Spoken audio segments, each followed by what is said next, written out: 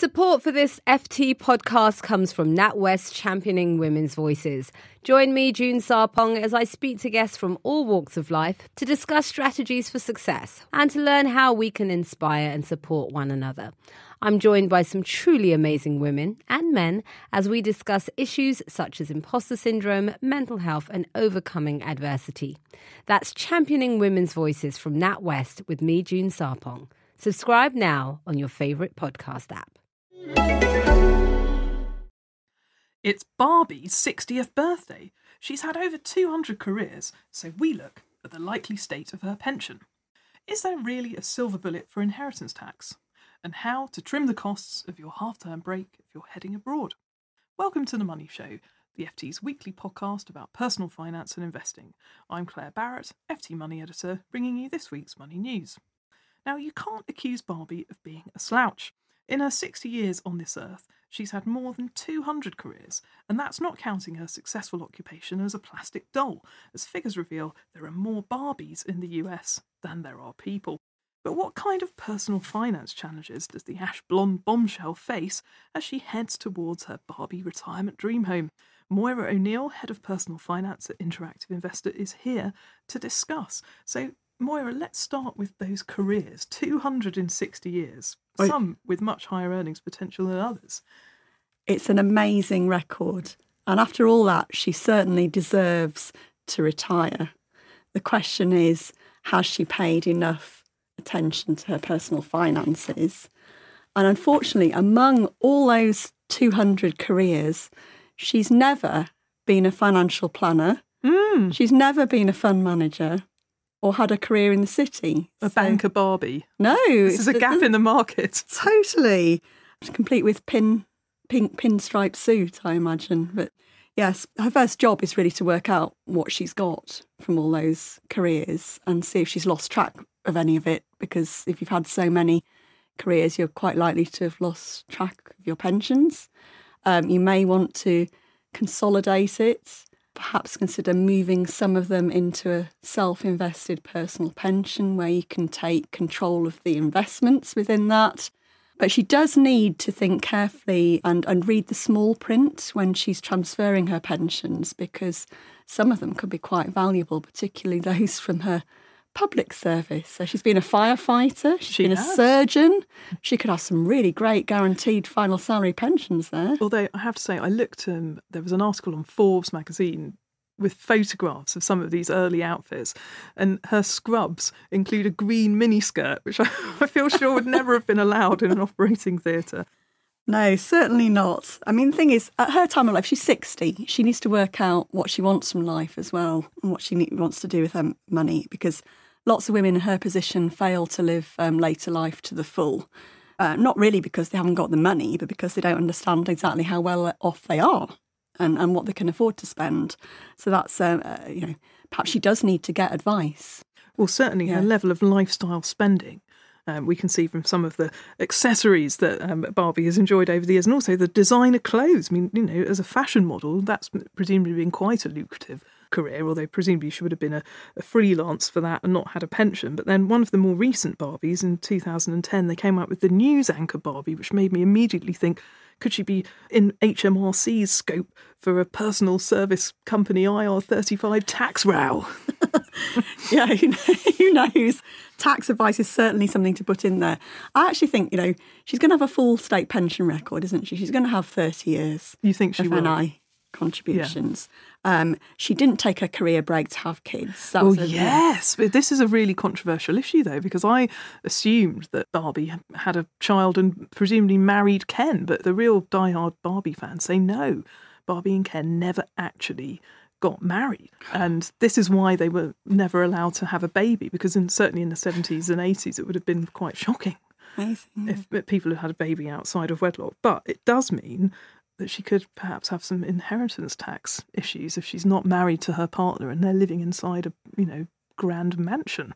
Would she have a solicitor? Would she have done her own will by any chance or anything like that? This is Michael Martin from 7IM. He's the next item. But as a financial advisor, he can't wait to get stuck into to Barbie's financial affairs. I mean, it is crazy. We're three adults talking about the fictional finances of a plastic doll. But hey, this is the FT Money Show. Well, with 200 pensions to consolidate, that would be a lot of work if that happened. So that would keep someone very busy for many years. But also, she should be considering a state pension, shouldn't she? Because maybe she should defer that. She's got, a lot of private pension provision, some of it with guaranteed income. Maybe she doesn't need to have the state pension at 66 because that's when she would get it. If she's 60, she'll be getting her state pension at 66. And certainly with all that exercise, horse riding, disco dancing, she appears to be in pretty good shape for a woman of her age. She'll have a lifetime allowance issue as well if she has 200 pensions, I would imagine. Just a couple of pounds in each of those would have pension allowance. The lifetime allowance, Barbie. But yes. There also may not be all that much wealth to pass on, because I also see that there have been various presidential campaign-issued Barbie dolls. I want to be President Barbie. That's going to take up a lot of... the level of spending could have been horrendous there. Who knows what the state of her finances are. She really needs to get to grips, doesn't she? And she also needs, going back to the having no kids issue, she probably needs to think about long-term care as well, because there's going to be no family to look out for her. Although she's got a younger sister, Skipper, hasn't she, who apparently was introduced in 1964. Maybe younger sister will help. She hasn't already gone off the rails. Is Ken still around then, or is he? So they might both have to think about long-term care, perhaps, or is he run off? Or he is still around, I'm sure. Is he? Yes. Well, maybe they can bring out a long-term care Barbie in the future. No. Who knows? Yeah, the Barbie Dream House Retirement Mansion. With a Stanner stair lift. Yes. Inside. Well, there may not be that much wealth to pass on after all of these concerns have been taken out, but I've also listed pink Cadillacs, ponies, presumably plastic surgery, cosmetic dentistry, hair dye, trips to the beauty parlour, 6 decades worth of that. She may be 60, but she doesn't look a day over 22. Thank you very much, Moira O'Neill, for coming in. Moira's going to be writing about this in FT Money in the coming week. Look out for her column on that. And we will turn now from fantasy to reality. Moving swiftly from fantasy to reality, inheritance tax and finding ways to pay less of it is certainly not child's play.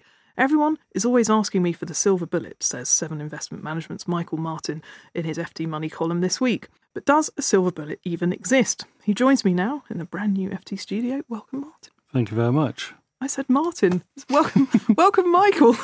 You've got 2 first names. It happens 3 times a day. I blame my parents. It's terrible.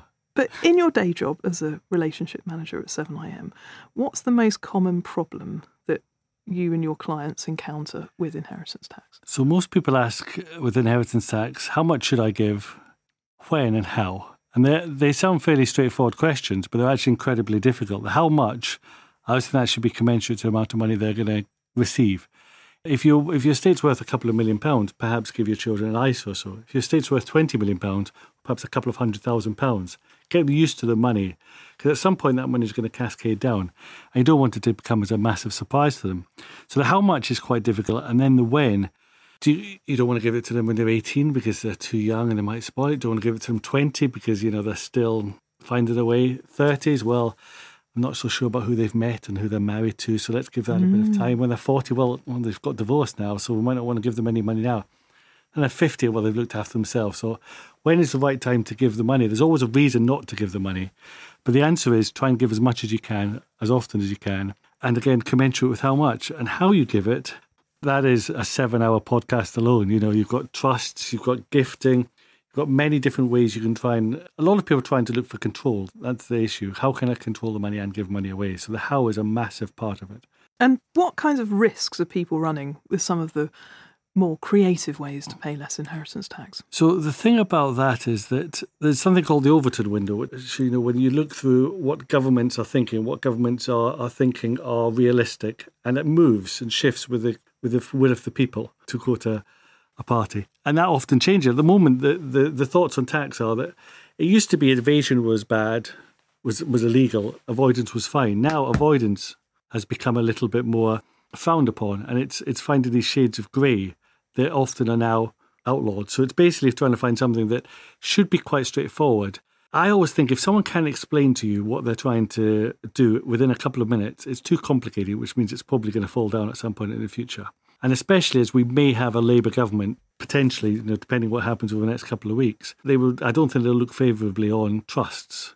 And as I've said before, apart from sort of some protected trusts, most people have trusts who are wealthy. So, if you come after trusts, you're generally hitting the wealthy. So I could see perhaps a Labour government going after trusts. So I think at the moment, go into things with your eyes open and understand how you're going to get out of them at the other end as well. Well, the government and HMRC have been attempting to reform the inheritance tax system for some time, both in terms of the very complicated administrative process of claiming a tax or proving that you don't have to pay it, and then also, as you say, on the other hand, making it harder for the wealthiest to reduce their bills. What's your take on the future? So I think, to go back to sort of a few minutes ago, the view on inheritance tax is it's a tax that everyone wants to avoid, but actually the takings on it are actually relatively low when you look at the income tax. People are far more obsessed with inheritance tax than they are with income tax and national insurance, funny enough, except when income tax went up to 50%. Then everyone was obsessed. But no one wants to pay inheritance tax, and I think it's because it's taxing the same pound many times, and I think that's a problem. When you earn money, your tax in capital gains tax or dividend tax, and then to be taxed again at death. They think the same pound is being taxed quite a few times, and that's why people are trying to do something about it. And people tie themselves in knots about trying to give money down. They sort of say, "Can I give away my residential property?" No, you can't. You've got to live in it. That's a gift with reservation. Can I give away buy-to-let properties and keep the income? Well, generally, no, you can't. You can't give away a gift and have some sort of, well, can I keep it back? So it's basically trying to make sure you don't tie yourself up in knots, but also when you do something, tell your beneficiaries. Sit down and say, this is what I've done, and these are the reasons I've done it. I've left you this amount of money, I've left you this amount of money. These are the reasons I've left these, so that when you're gone, it's very simple to administer, and everyone understands why you've done it. Well, thank you very much, Michael Martin of 7am. You can read Michael's column in FT Money this weekend or online at ft.com/money. And that's not all. Michael will be joining me, Merrin Somerset Webb, and Joe Cumbo, you lucky man, on the discussion panel at the next FT Money reader event, which is called Routes to Retirement. It will be held in Edinburgh on the evening of Wednesday, the 3rd of July, and tickets cost £35, including drinks and canapes. If you would like to book and view full terms and conditions, go to ft.com/money event. Finally, a quick word from yours truly before we wrap up today's podcast. I have been saving up, I'm very good at saving, for the trip of a lifetime, and excitingly I'm setting off for the Outer Hebrides with my family this weekend, meaning I won't be on the Money Show for the next 3 weeks. But I've chosen to holiday in the UK this year, partly because I was worried about airport chaos in the event of a no-deal Brexit. But if the choppy pound is upping the cost of your half-term break, I'm going to run through some quick tips in my latest FT Money column, and Michael and Moira may want to chip in with some of their own. My first advice to you would be don't buy money in the airport. The rates are absolutely horrific if you're a walk-up customer, but even with the same firm, if you order the currency even the night before you travel online and go and pick it up, you'll get a much better rate. Better still, before you go, apply for a Challenger bank card where you can spend money and not have to pay any fees on your foreign exchange fees when you use your card abroad.